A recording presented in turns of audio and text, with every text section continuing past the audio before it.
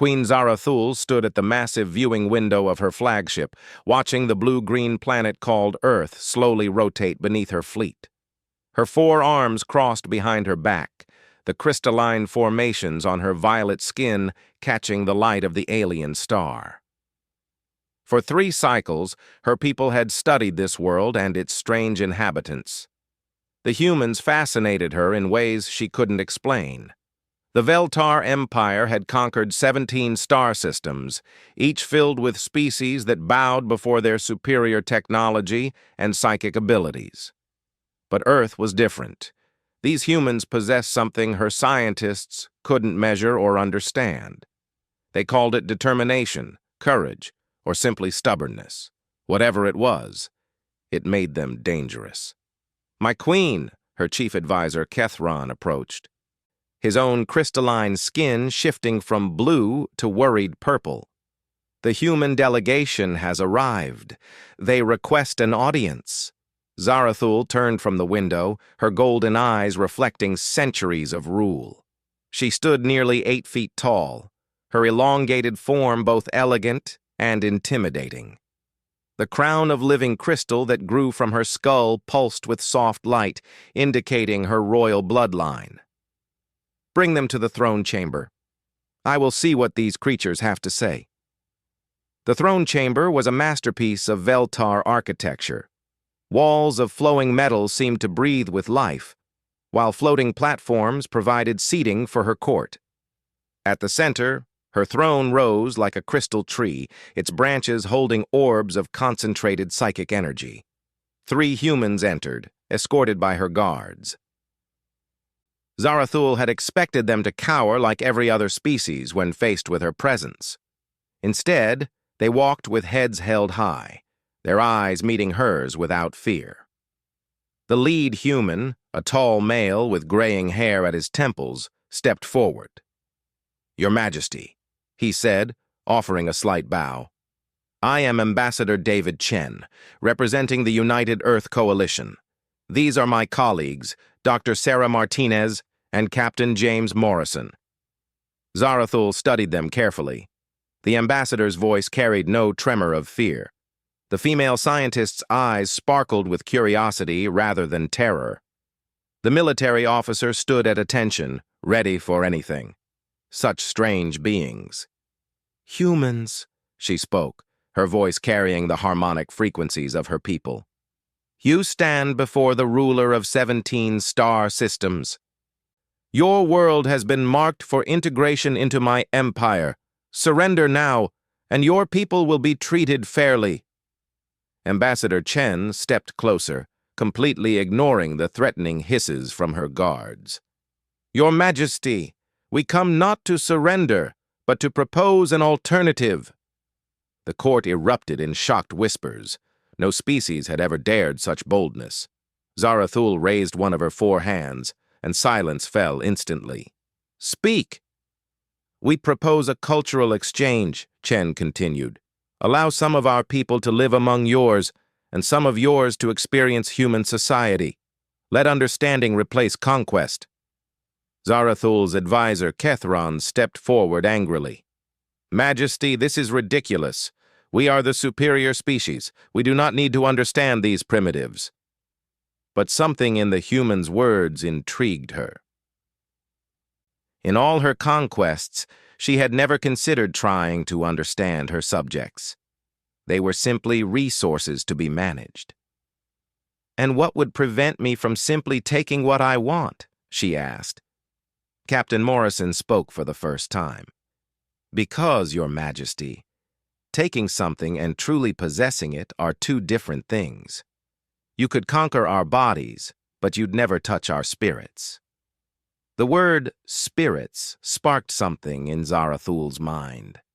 Her people had lost much of their spiritual connection generations ago, focusing instead on psychic power and technological advancement.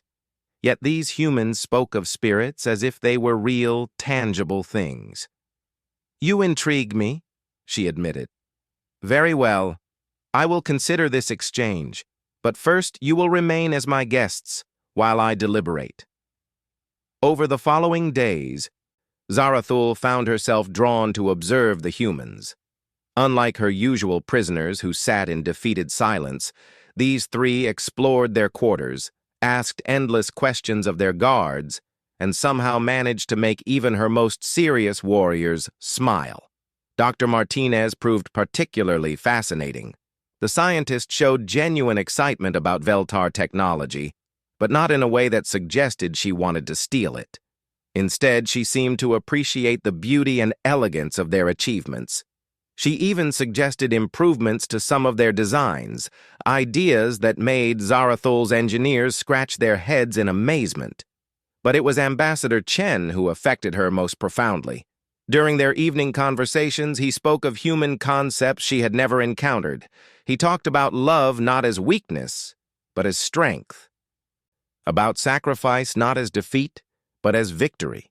About hope as a force more powerful than any weapon. "Your Majesty," he said during one such conversation, "may I ask you something personal?" They sat in her private garden, a space filled with crystalline plants that sang softly in harmonious frequencies. Zarathul had never allowed any non-Veltar into this sacred space before, yet somehow it felt right to have him there. "You may ask, in all your conquests, have you ever found happiness?" The question struck her like a physical blow. Happiness? She was the most powerful being in 17 star systems. She commanded technology that could reshape worlds. Her psychic abilities could crush minds across vast distances. What did happiness have to do with anything? "I am fulfilled by my achievements," she said carefully. Chen nodded, but his expression remained thoughtful. "Achievement and happiness aren't always the same thing. I've seen your people, Your Majesty. They're incredibly advanced, incredibly capable, but I haven't seen any of them laugh." Laugh? Express joy, spontaneous pleasure, the simple delight of being alive. As if to demonstrate, Dr. Martinez's laughter echoed from somewhere in the ship. She had apparently discovered something amusing in the laboratory where Zarathul had allowed her to work. The sound was unlike anything Zarathul had ever heard from her own people. It was infectious. She found herself wanting to smile, though she couldn't understand why. That night, alone in her chambers, Zarathul stood before her mirror. Her reflection showed a being of terrible beauty and awesome power. But Chen's words echoed in her mind. When had she last felt joy? When had any of her people? She thought of the conquered worlds, the species that now served her empire. They went through the motions of life, but was there any happiness there? Had her rule brought order and peace, or had it simply created a galaxy-wide prison? The next morning brought disturbing news. A rebellion had broken out in the Korith system, led by a species her forces had conquered only 2 years ago. It was the third uprising this month. "How do the humans control their people without constant rebellions?" she asked Kethran as they reviewed the reports. Her advisor looked puzzled. "They don't control them, Majesty. According to our intelligence, humans frequently disagree with their leaders and express their dissatisfaction openly. And yet they don't rebel? No, Majesty. They seem to have systems where they can change leaders without violence." This concept seemed impossible to Zarathul. In Veltar society, power was taken and held through strength. The idea that beings could willingly transfer power confused her greatly. She decided to ask Ambassador Chen about this paradox. "It's called democracy," he explained. "The idea is that power belongs to the people, and they choose who exercises it on their behalf. But how can the weak choose for the strong?" Chen smiled. "Who says they're weak? Physical strength isn't the only kind of power, Your Majesty. Some of our greatest leaders have been small in body, but giant in spirit." That afternoon, Zarathul made an unprecedented decision. She would accompany a small group to Earth, not as a conqueror, but as Chen's proposed cultural exchange. She would see this human society for herself. The journey to Earth gave her time to think. For the first time in decades, she wasn't planning a conquest or managing an empire. She was simply curious. The feeling was both unsettling and exhilarating. When their shuttle entered Earth's atmosphere, Zarathul pressed her face to the viewing port like a youngling seeing space for the first time. The planet was beautiful in a way that her homeworld's crystalline perfection could never match. It was chaotic, organic, alive in every sense. They landed in what the humans called New York City. The moment Zarathul stepped from the shuttle, the sensory assault nearly overwhelmed her. Sounds, smells, sights, all blending together in a symphony of life. Her psychic senses, finely tuned to detect thoughts and emotions, were flooded with the mental emanations of millions of humans. But instead of the fear and despair she expected from a conquered people, she felt something else entirely. Hope, love, anger, joy, frustration, determination, the full spectrum of emotion flowing through the city like a living river. Ambassador Chen led her through the streets, pointing out various aspects of human society. She saw humans of different colors, speaking different languages, yet somehow functioning together. She saw art that served no practical purpose, but filled people with pleasure. She saw children playing games that had no winners, only joy. Most shocking of all, she saw humans caring for those who could give nothing back. Old humans too frail to work, young ones too small to contribute, sick ones who consumed resources without producing anything. In Veltar society, such individuals would be quietly disposed of as inefficient. "Why do you care for the weak?" she asked Chen as they watched a group of humans tending to the sick in what they called a hospital. "Because they're not weak," Chen replied. "They're us. Today I'm strong. Tomorrow I might need help. Today you need help. Tomorrow you might be strong enough to help others. Strength isn't just about what you can do alone." That evening, Chen took her to his home. Zarathul had expected a palace befitting someone of his importance. Instead, she found a simple dwelling filled with books, pictures, and the warm smell of cooking food. "This is my wife, Helen," Chen said as a smaller human female approached. "And my daughter, Lisa." Zarathul stared in amazement as the female human, Helen, showed no fear at meeting an alien queen. Instead, she smiled warmly and said, "Welcome to our home. David's told me so much about you." The daughter, barely reaching Zarathul's waist, looked up with wide, curious eyes. "Are you really from another planet? That's so cool. Can you show me your spaceship?" For the first time in centuries, Zarathul found herself laughing. The sound surprised her so much that she stopped abruptly, touching her throat in wonder. "Was that laughter?" she asked. "The beginning of it," Helen smiled. "Stay for dinner. Let's see if we can find the rest." As the evening progressed, Zarathul experienced something she had never known existed. A family meal where beings gathered not to discuss conquest or politics, but simply to enjoy each other's company. She watched in fascination as Chen and Helen debated some minor household issue, their voices raised but their expressions amused rather than angry. "Are you fighting?" she asked during a lull. "Arguing," Lisa corrected with the confidence only children possess. "It's different. When people fight, they want to hurt each other. When they argue, they're trying to figure out what's right." Such wisdom from such a small being amazed Zarathul. In her empire, disagreement was seen as disloyalty. Here, it seemed to be a natural part of relationship. That night, sleeping in the Chen family's guest room, Zarathul dreamed for the first time in decades. She dreamed of her own world, but instead of the cold crystal spires and silent efficiency of Veltar cities, she saw her people laughing, arguing, caring for each other the way humans did. She woke with tears on her face, another new experience. The moisture puzzled her until Helen explained that humans cried when feeling strong emotions, both sad and happy. "I think," Zarathul said quietly, "I am beginning to understand why you will never truly be conquered." The next 3 weeks on Earth challenged everything Zarathul thought she knew about civilization, power, and life itself. She saw humans overcome seemingly impossible challenges not through superior technology or psychic power, but through cooperation, creativity, and sheer refusal to give up. She witnessed a group of humans working together to save a building full of people from a fire, risking their own lives for strangers. She watched scientists share discoveries freely rather than hoarding them for advantage.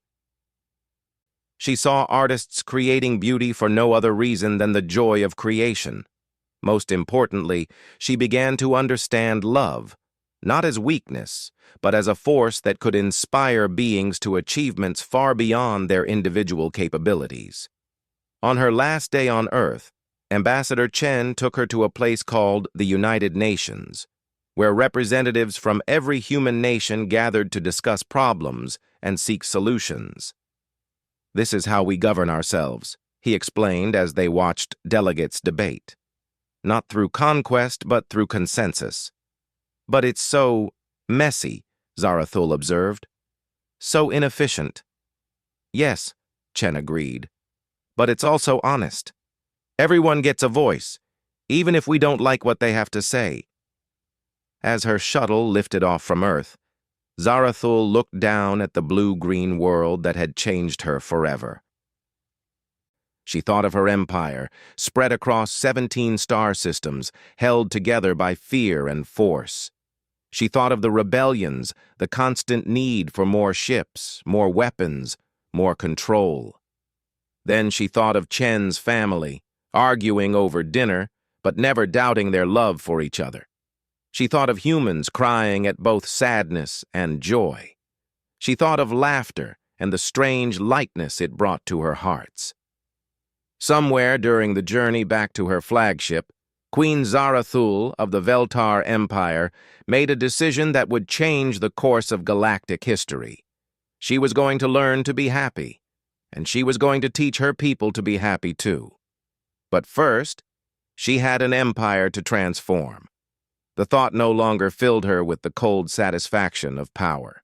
Instead, it filled her with something much more dangerous and wonderful: hope.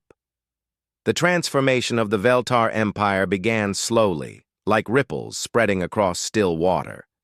Queen Zarathul returned to her flagship with ideas that seemed impossible to her advisors, but she had seen the impossible work on Earth. She started with small changes that grew into something revolutionary. "I want to establish communication centers on every conquered world," she announced during her first council meeting after returning from Earth. "Places where the local populations can voice their concerns directly to our administrators." Kethran's crystalline skin shifted to deep purple, a sure sign of distress. "My queen, giving voice to our subjects will only encourage rebellion." "Will it?" Zarathul challenged. "Or will it prevent rebellion by addressing problems before they become uprisings?" She thought of the United Nations building, of humans arguing loudly but peacefully. Ambassador Chen had explained that when people felt heard, they were less likely to resort to violence.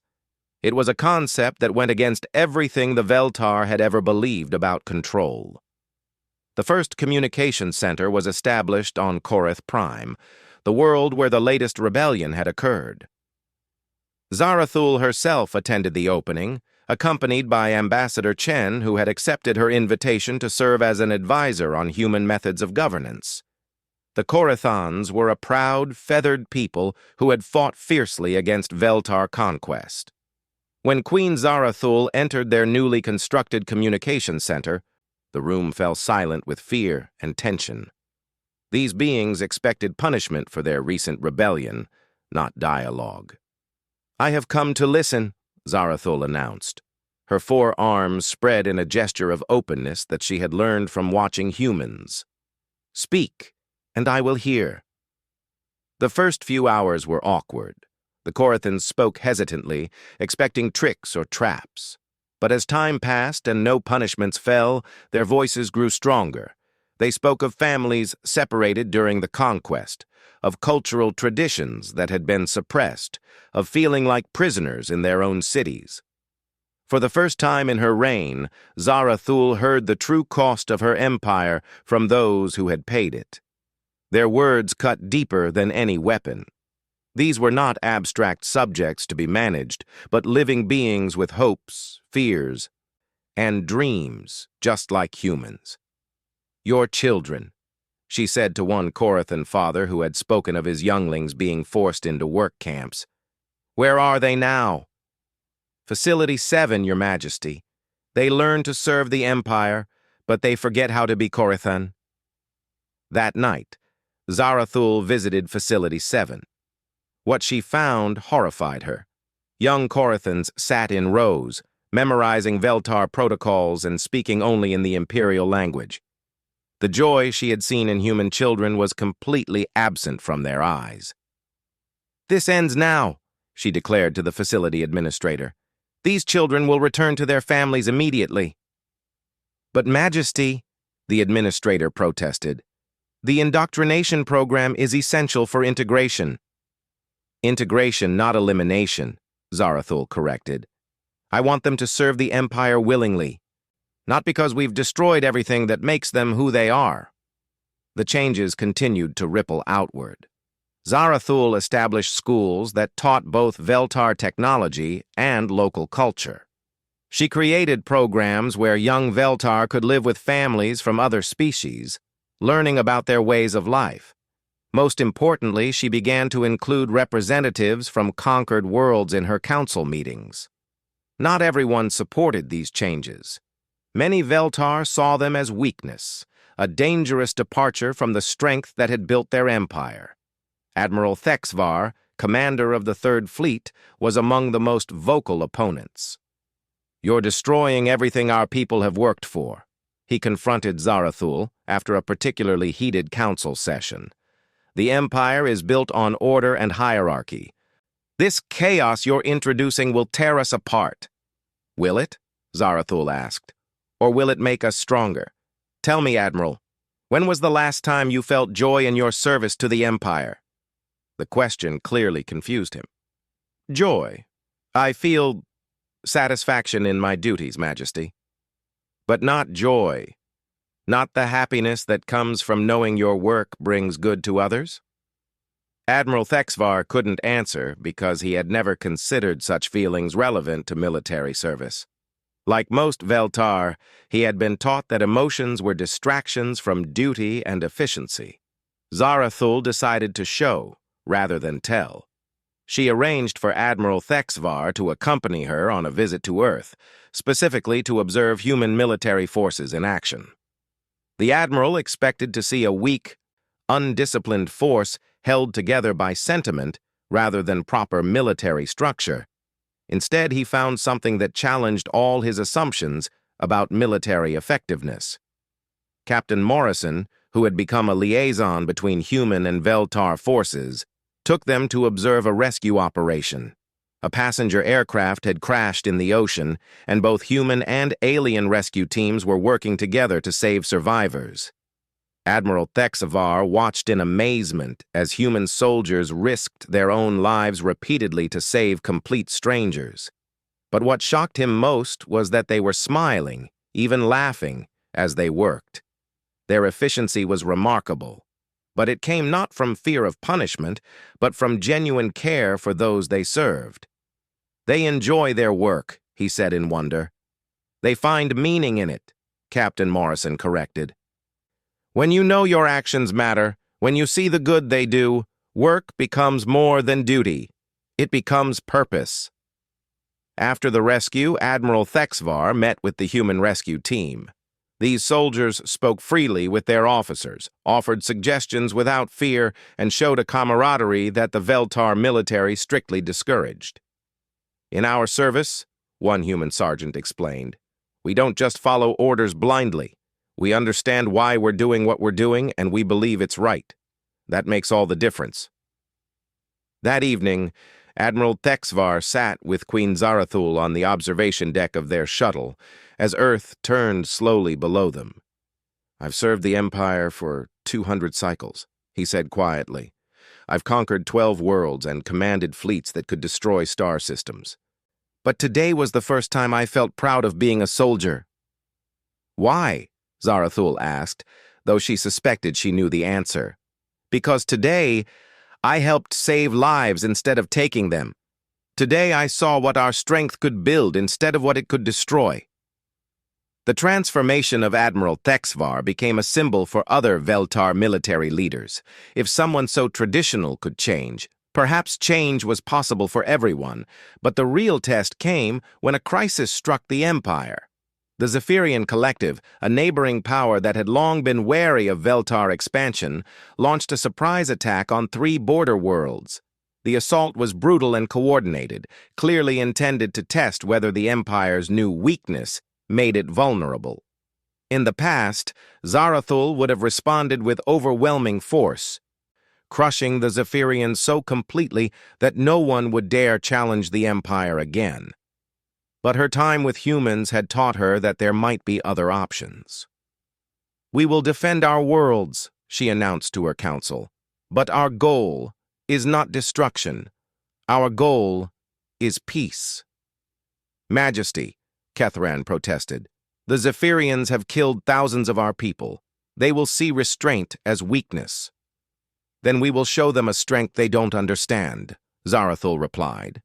She deployed her fleets not just to repel the Zephyrian attack, but to protect civilian populations on both sides. Veltar medical ships treated wounded Zephyrians alongside their own people.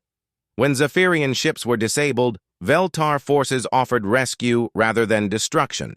Most shocking of all, when the Zephyrian flagship was crippled and drifting powerless, Queen Zarathul herself led the rescue mission to save the enemy crew. "Why?" asked Admiral Kethzar of the Zephyrian fleet as Veltar medics treated his wounds. "Why save us when we came to destroy you?" "Because," Zarathul said, "you are not our enemies. You are beings who fear what they don't understand. Once you understand us better, perhaps we can be something more." The Zephyrian admiral stared at her with confusion and dawning respect. "This is not how wars are fought." "No," Zarathul agreed. "This is how peace is built." Ambassador Chen, who had observed the entire conflict, approached her afterward with obvious pride in his expression. "You're beginning to understand what makes humans so stubborn," he said. "We don't just fight for what we want. We fight for what we believe is right." "And sometimes," Zarathul added, "the right thing is to refuse to fight at all." The Zephyrian conflict ended not with conquest or defeat, but with negotiation. For the first time in galactic history, the Veltar Empire had ended a war by making friends of their enemies. The Zephyrians, impressed by Veltar compassion and strength, agreed to a mutual defense pact instead of continued hostility. Word of this unprecedented resolution spread throughout the galaxy. Species that had lived in fear of Veltar expansion began to see them in a new light. Instead of avoiding contact, some began actively seeking it. But the most significant change came from within the Empire itself. On worlds throughout Veltar space, beings who had once lived in resigned acceptance began to hope. They saw their conquerors learning to be more than conquerors, and they dared to believe that they could be partners instead of subjects. The Korathans were among the first to respond to this new hope. The same people who had rebelled against Veltar rule now volunteered to serve in integrated fleets and administrative positions. Their natural warrior skills, combined with Veltar technology, created military units more effective than either species could field alone. Dr. Martinez, who had remained in the Empire to continue her research collaborations, documented these changes in her reports to Earth. "It's remarkable," she wrote. "The Veltar are discovering what humans learned long ago, that diversity makes us stronger, not weaker. When beings with different strengths work together toward common goals, They achieved things none of them could accomplish alone. Queen Zarathul read these reports with growing amazement. The changes she had initiated were creating results beyond her wildest expectations. Her empire was becoming more powerful than ever, but not in ways she had anticipated. Instead of ruling through fear, she was leading through inspiration. Instead of extracting resources from conquered worlds, she was building partnerships that benefited everyone. Instead of maintaining order through force, she was creating harmony through understanding. But perhaps the most unexpected change was in herself. For the first time in centuries, Zarathul found herself looking forward to each day. The burden of ruling had become the joy of leading. The isolation of supreme power had given way to connections with beings throughout the galaxy. She thought often of her conversations with Ambassador Chen and his family. Their simple human wisdom had planted seeds that were now flowering into something beautiful and strange, a galactic civilization based on cooperation rather than domination. One evening, as she stood in her private garden, listening to the crystal plants sing their harmonic songs, Zarathul realized she was humming along. The sound surprised her so much that she stopped, then deliberately began again. Her voice, which had once issued commands that shook star systems, now carried simple music for no reason other than the joy of song. Kethron found her there, and his own crystalline skin reflected warm golden tones as he watched his queen discover happiness. "The changes suit you, Majesty," he said softly. "They suit all of us," Zarathul replied. "I think we forgot somewhere along the way that the purpose of power is not to prove we have it, but to use it to make life better for everyone." "Even for ourselves?" Zarathul smiled, an expression that had become much more common on her face. "Especially for ourselves. How can we give joy to others if we've never learned to feel it ourselves?" As she spoke these words, neither of them could know that an even greater change was coming. The transformation of the Veltar Empire was only the beginning. Soon, Queen Zarathul would discover that her encounters with humanity had changed her in ways that would affect not just her rule, but her very biology. The real revolution was about to begin. The discovery began with a routine medical examination that would change not just Queen Zarathul's life, but the future of two species forever. Dr. Velnara, the royal physician, had been concerned about subtle changes in the Queen's physiology since her return from Earth. The crystalline formations on Zarathul's skin had been shifting colors in patterns never before recorded.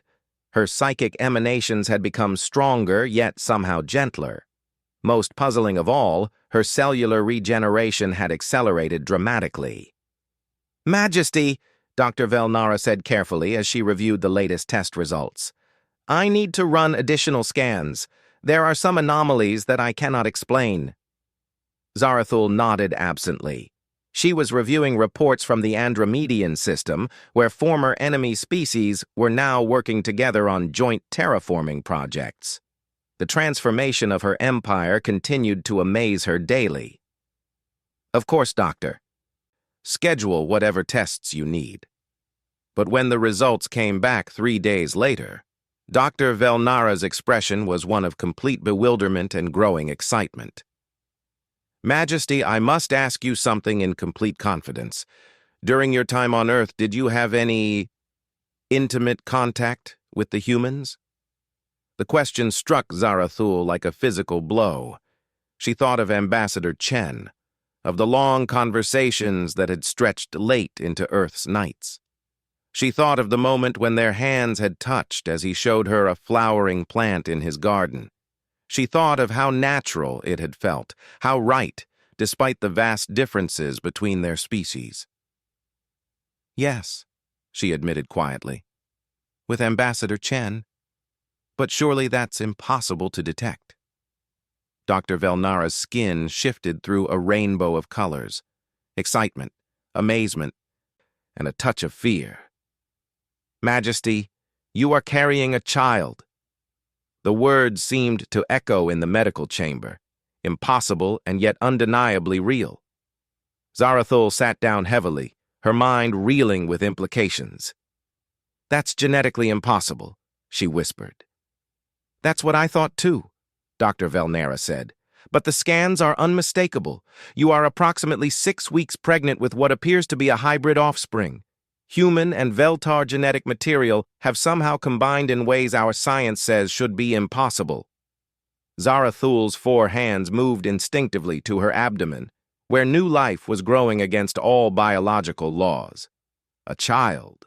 David's child. Their child.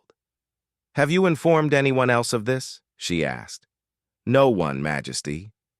"I wanted your permission before proceeding. Keep this information sealed at the highest classification level. I need time to understand what this means." That night, Zarathul stood alone on her private balcony, looking out at the stars. Somewhere among them was Earth, was David, was the father of the impossible child growing within her, the child that shouldn't exist, but somehow did. She thought about what this meant for her empire, for her people, for the delicate new alliances she had been building. A hybrid child would be seen as an abomination by many Veltar traditionalists. Yet it might also represent something unprecedented, a living symbol of the cooperation between species that she had been trying to foster. But beyond the political implications, she felt something entirely new stirring in her hearts. Love for a being not yet born, fierce protective instincts that surprised her with their intensity, and a joy so profound it made her previous happiness seem pale by comparison. She called Ambassador Chen that very night, using the secure communication channel they had established for ongoing diplomatic discussions. "David," she said when his image appeared on the screen, "I need to see you. There's something we need to discuss in person." Something in her tone must have conveyed the urgency, because Chen didn't ask questions. "I'll take the next available transport to your location." 3 days later, they met in her private garden, the place where their relationship had quietly evolved from diplomatic necessity to genuine connection. Chen arrived expecting to discuss some new development in interspecies relations. He was not prepared for what Zarathul told him. "That's impossible," he said after she finished explaining. "Humans and Veltar are too genetically different." "So our scientists believed," Zarathul agreed. "Yet here we are."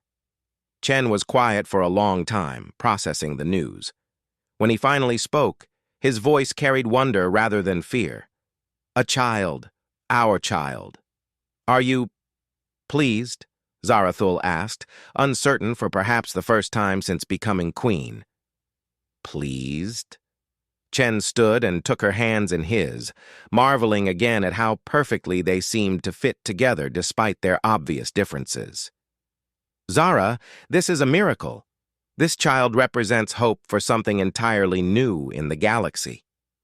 Relief flooded through her, followed by a happiness so intense it manifested as a warm golden glow across her crystalline skin. "There will be complications," she warned. "Political, biological, social. Many of my people will see this as a betrayal of Veltar purity." "And many humans will struggle to accept it too," Chen acknowledged. "But maybe that's exactly why this is so important. Maybe this child will help both our species see beyond their prejudices." Dr. Velnara, brought into their confidence, began intensive study of the pregnancy's unique characteristics. What she discovered defied everything known about genetics and biology. "The child isn't simply a mixture of human and Veltar traits," she explained during one of their regular consultations. "Something new is happening at the cellular level, new genetic combinations that neither species has ever expressed." "What does that mean for the child's development?" Chen asked. "I honestly don't know. We're in completely uncharted territory, but the growth patterns are healthy by all measures we can apply." As weeks passed, the pregnancy began to affect Queen Zarathul in unexpected ways. Her psychic abilities grew stronger, but they also became more nuanced. Where once she had been able to sense emotions and thoughts as general patterns, Now she could perceive the subtle complexities of individual consciousness with remarkable clarity.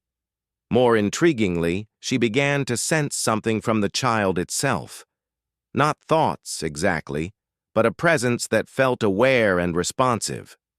Sometimes, when she was particularly stressed about political situations, she would feel a calming influence that seemed to emanate from the growing life within her. "I think," she told Chen during one of their private conversations, "our child is already trying to mediate between different perspectives." Chen laughed, a sound that never failed to warm Zarathul's hearts. "Diplomacy in the womb? That would be very human of him." "Him. Or her. I was just using the pronoun conventionally. Do Veltar have gender preferences for children?" The question made Zarathul pause.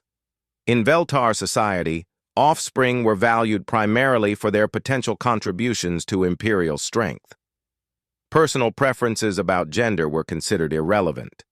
But now, thinking about their child, she realized she didn't care what gender the child might have.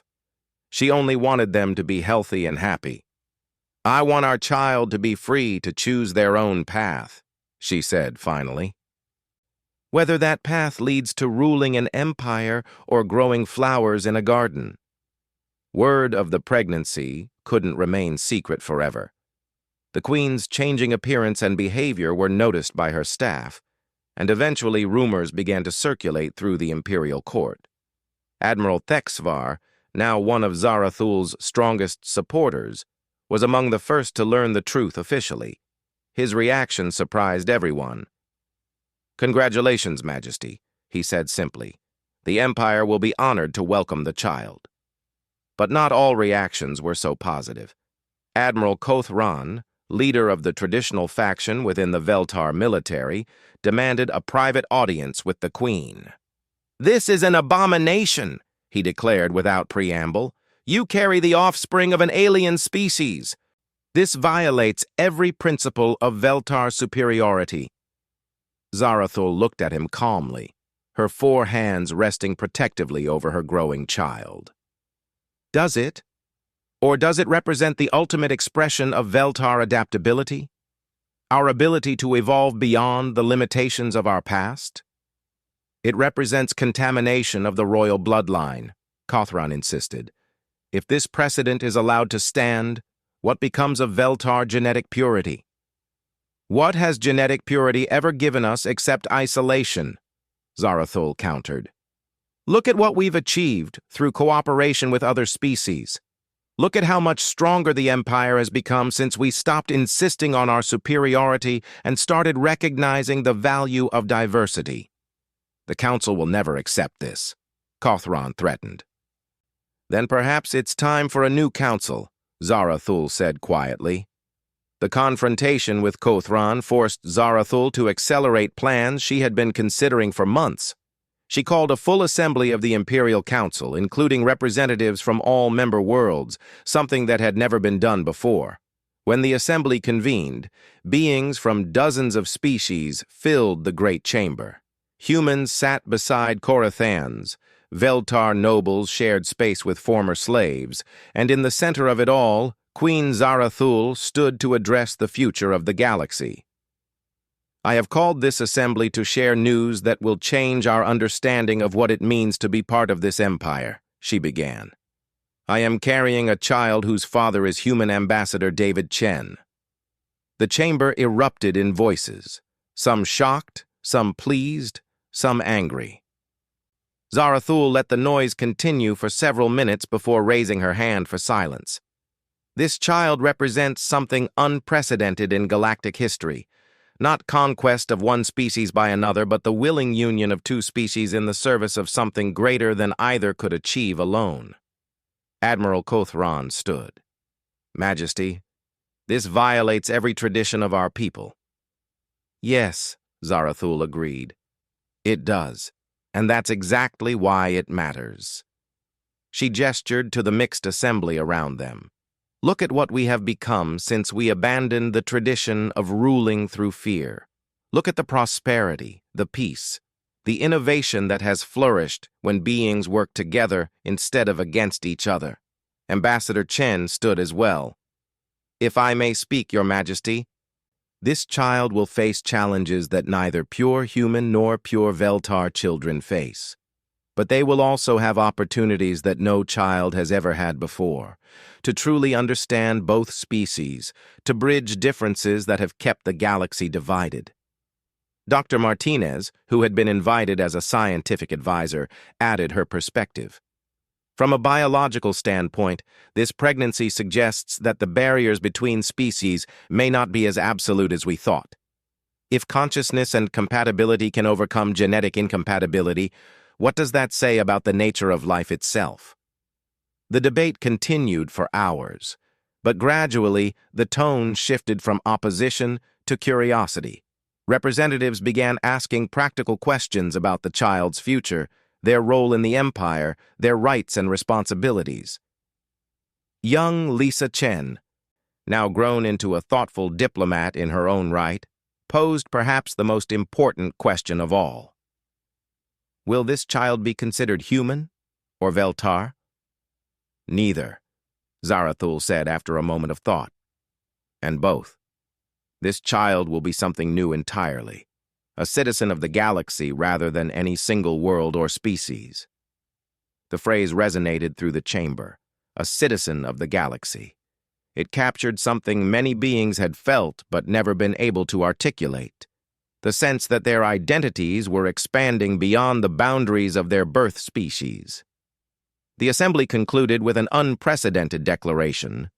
The Imperial Council, by unanimous vote, officially recognized the unborn child as the legitimate heir to the Veltar throne, while also granting them full human citizenship on Earth. More importantly, they established new legal frameworks for interspecies families and hybrid children. As the months passed, the pregnancy progressed normally despite its impossible nature. The child grew healthy and strong, their presence somehow enhancing rather than complicating Zarathul's abilities as a ruler. Reports arrived daily of new cooperative ventures between species. The Zephyrians had joined with Veltar engineers to design ships that combined the best features of both technologies. Former enemy species were collaborating on artistic projects that created beauty beyond anything either could achieve alone. Most remarkably, several other interspecies couples came forward, announcing their own relationships. What had begun as one impossible love story was inspiring others to look beyond the boundaries of their birth species. Dr. Z. Velnara monitored the pregnancy with fascination and growing excitement. The child's development continues to surprise me, she reported during the final months. Their brain structure shows characteristics of both species, but also completely new neural pathways that we've never observed before. What does that suggest? Chen asked. I think this child may possess abilities that neither humans nor Veltar have ever had. Enhanced empathy, intuitive understanding of complex systems, perhaps even new forms of consciousness we can't yet imagine. When labor finally began, beings across the galaxy waited for news. The birth took place in the Royal Medical Center, with both human and Veltar doctors attending. Ambassador Chen held Zarathul's hand throughout the process, marveling at the strength and courage she displayed. The child emerged healthy and perfect, with characteristics that clearly showed their dual heritage.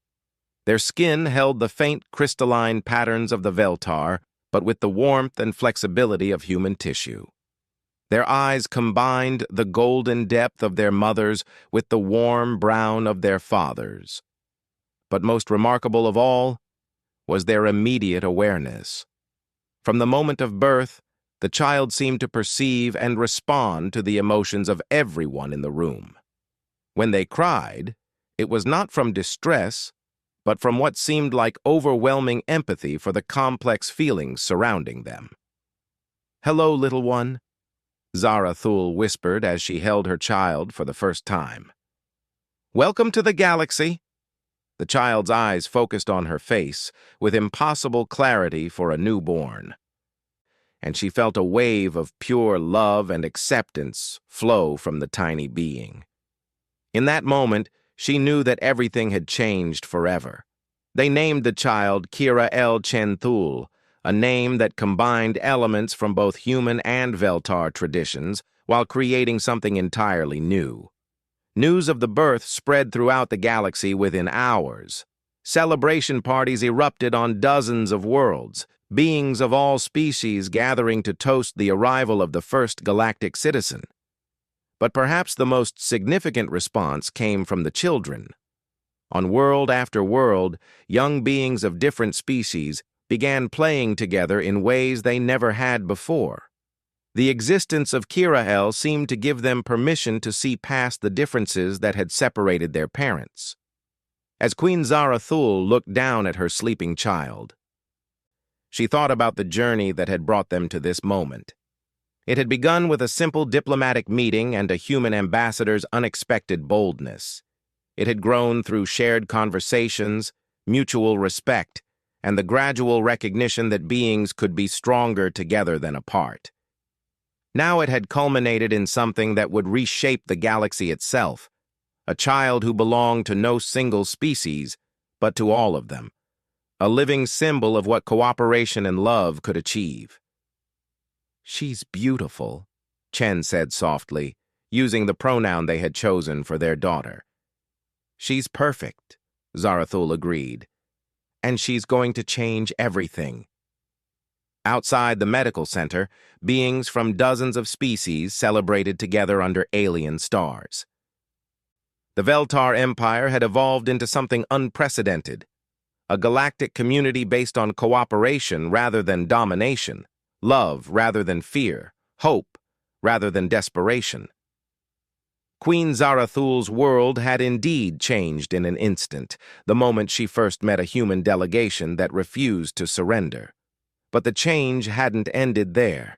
It had grown and spread until it touched every corner of known space, proving that sometimes the most revolutionary force in the universe was not conquest or technology or power, but the simple recognition that all conscious beings deserved respect, understanding, and love.